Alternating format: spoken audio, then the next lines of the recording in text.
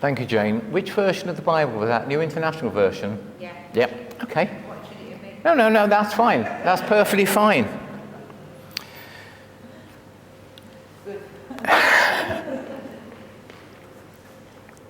The reason I ask is the different translations have a different phraseology within that passage. And we'll get to it eventually, I'm sure. The question is, how long would you like to be seated this morning? What time is your budgie finally being cooked? Sorry. What time is lunch ready for? Now, I will try to be a little bit more limited in what I say this morning. Many years ago, someone asked a group of us who were together, who in all of history would you like to have a cup of tea with? And I said, I want a cup of tea with Bartimaeus. There's something about this man that fascinates me. But I've already made a mistake because I've called him Bartimaeus. The truth is, we do not know his name. Bartimaeus means son of Timaeus. It doesn't mean Bartimaeus was his name. We know his father's name, but not his name. As a blind man, he was an outcast of society. We find him sitting and begging. He was blind, nameless, outcast. But he recognized who Jesus was. Son of David, have mercy on me. The blind, nameless, outcast beggar recognized who Jesus was and is. How does that compare to us in terms of how do we recognize who Jesus is? Or when other people see Jesus differently, are we prepared to listen to them and discover what truth they may share about Jesus from their perspective, from their experience of life? Maybe learn from them. Jesus was on his way into Jericho.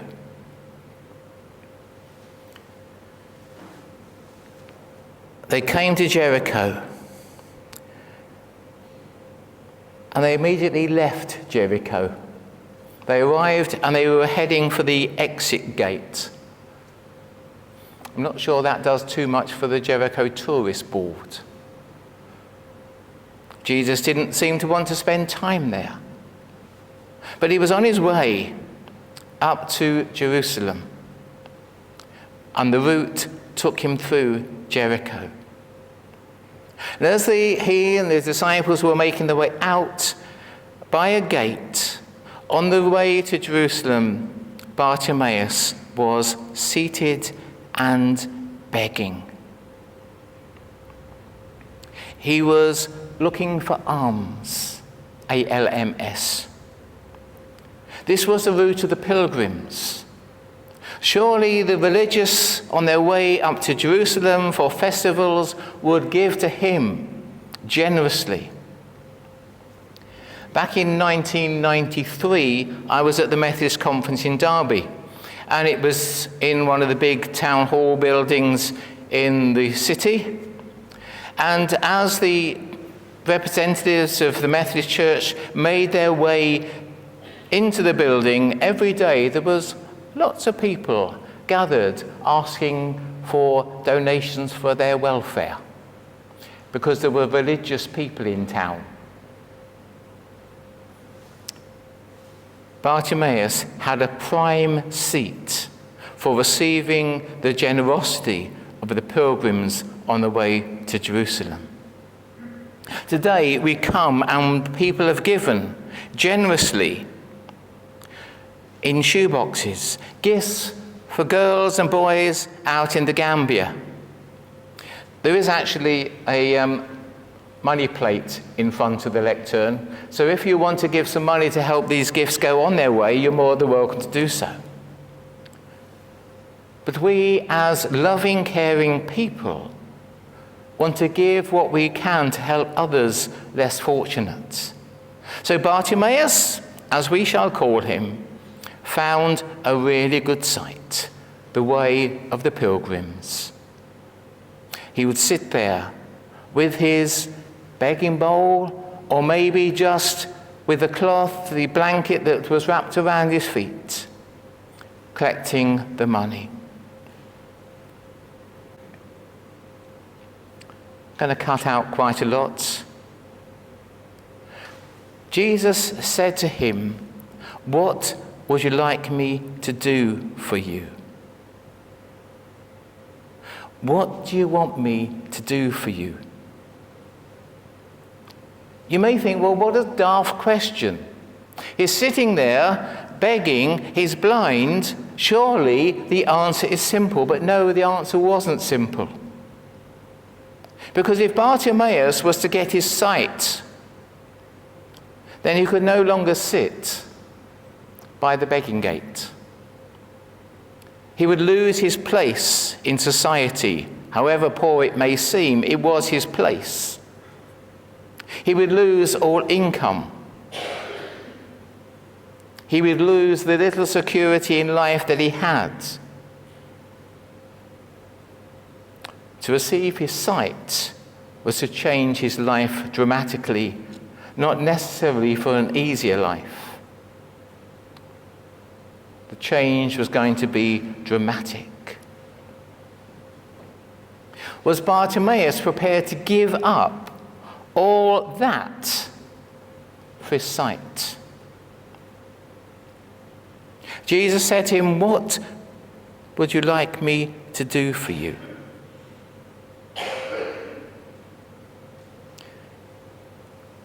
In the New International Version, the blind man said, "Teacher, I want to see." If it had been read from the Good News Bible, it would have read, "I want to see again."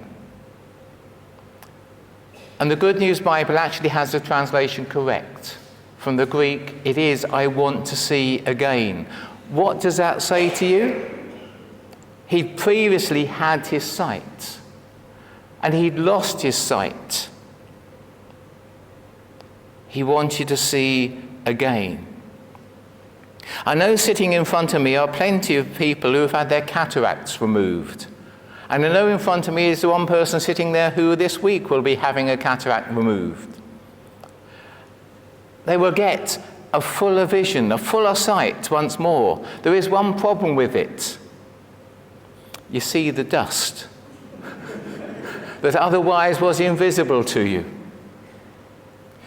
Bartimaeus, as we call him, said, "I want to see again." He wanted back that what he had lost. Imagine Jesus is before us today, and in one sense, as we take bread and wine, he is with us in our midst. He is the host of our feast. If Jesus was to say to you, "What do you want me to do for you?" what would your answer be?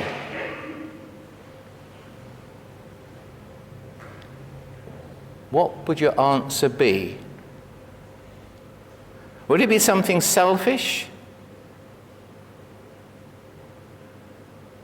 Would it be something for others? Would it be spiritually focused or physically focused? What do you want me to do for you? How would you answer that question if Jesus stood before you and asked it? How would we respond? Do we need our sight restored?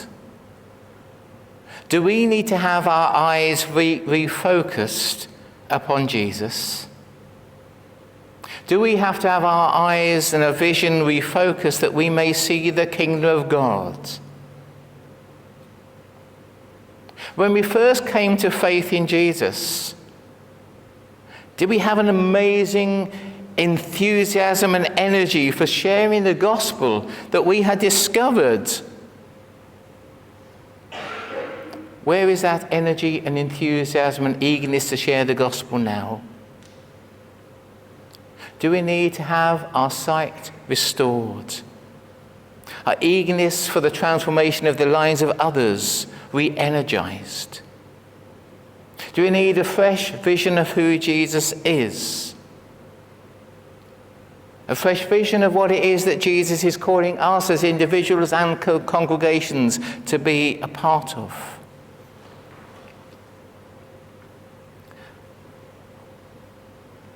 But if we want that request fulfilled, are we prepared to pay the price?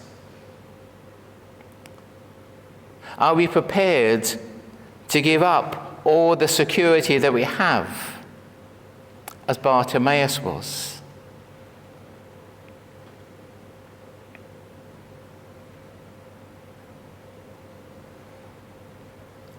Throwing off his cloak, he sprang up and came to Jesus. In that process of standing up and throwing his cloak aside, all the money that was in it would have been scattered. Do you remember when you were at school and money was dropped? There was this scramble shout, and whoever shouted loudest thought they could claim everybody else's possession. I wonder whether there was scramble shouted when Bartimaeus got up. All that he collected that day was scattered on the floor. But more than that, he gave up his place in society, he gave up his security, he gave up his income to say to Jesus, "Let me see again." What he hoped for was better than what he had.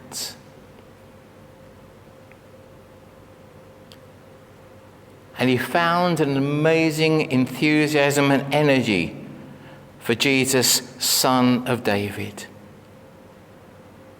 Jesus said to him, "Go, your faith has made you well."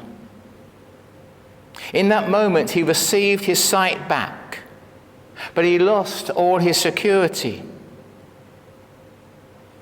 And the first thing he then did was to be disobedient, in one sense. Jesus said, "Go," and immediately he followed.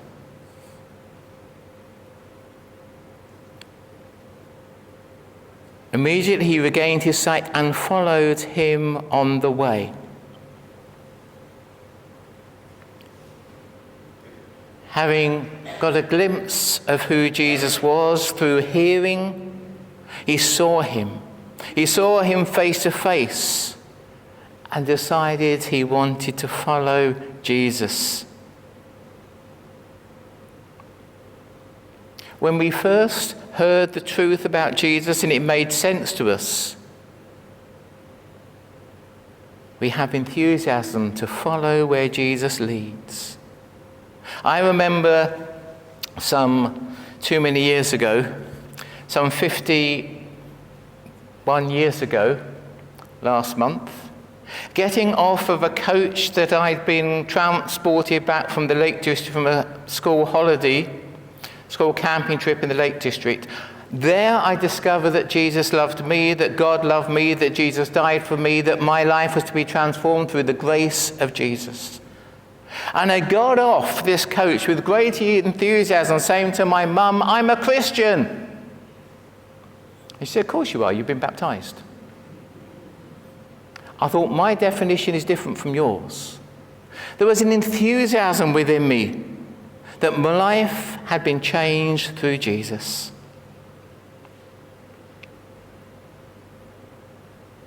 A couple of weeks later or so, a friend of our family said to my sister, "I'm going to chapel on Sunday, do you want to come with me?" And I said, "Can I come?" Because having found Jesus, I wanted to meet with his people. I felt I needed to be in a worshiping community.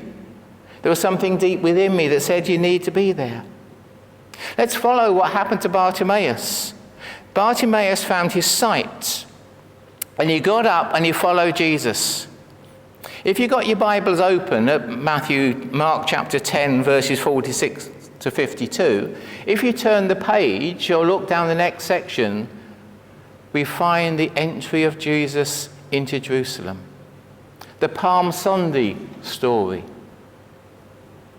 Bartimaeus followed Jesus up the hill from Jericho into Jerusalem, and he had been surrounded by hundreds of people gathering Hosanna to the Son of David. And suddenly, his individual faith, he was overwhelmed by others who seemed to recognize who Jesus was.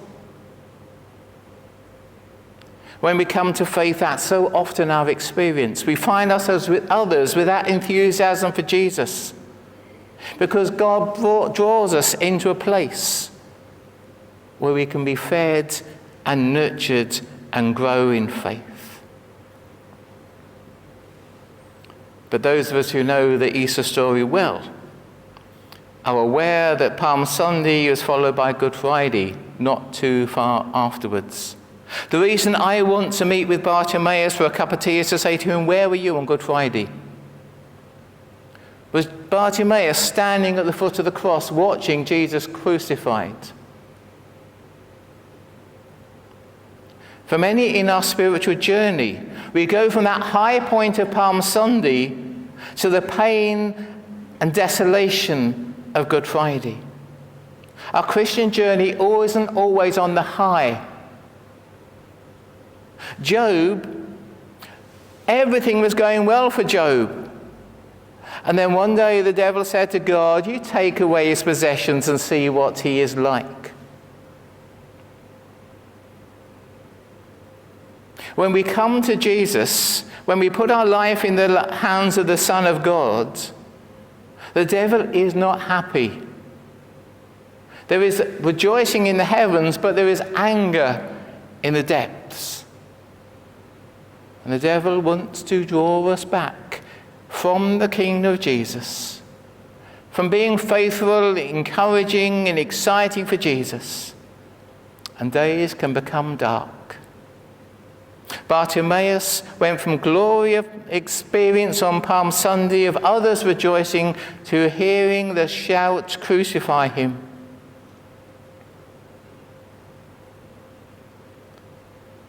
I want to ask Bartimaeus over this cup of tea, and where were you on Easter Sunday? For in that story, there is the gospel.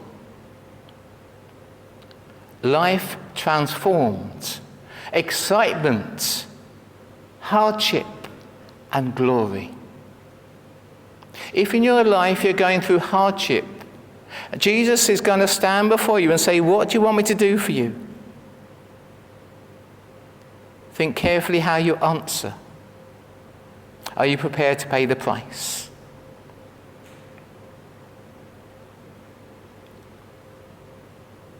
If you're going through times of joy, rejoice in them. It may not always be that way. But ultimately, we are heading for glory.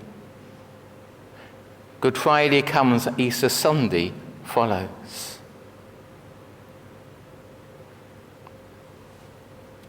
As church communities, we are aware that over the recent years our numbers have declined. And I should imagine that all of us here would love to have our church buildings full to overflowing, with every seat full. But if that was to happen, things would have to change. And are we prepared to pay the price of the change? You may have to sit in a different seat to where you've sat for the last 40, 50, 60 years. You may have to give up your way of doing things that you have fulfilled for the last 40, 50, or 60 years.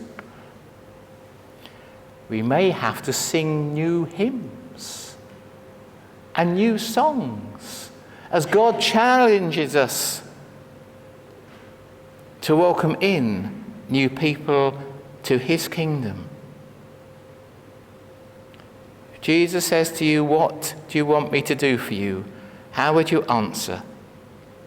And would you, like Bartimaeus, be prepared to pay the price of giving up your security, your position in society, the way you've done things for many years, to follow Jesus on the exciting road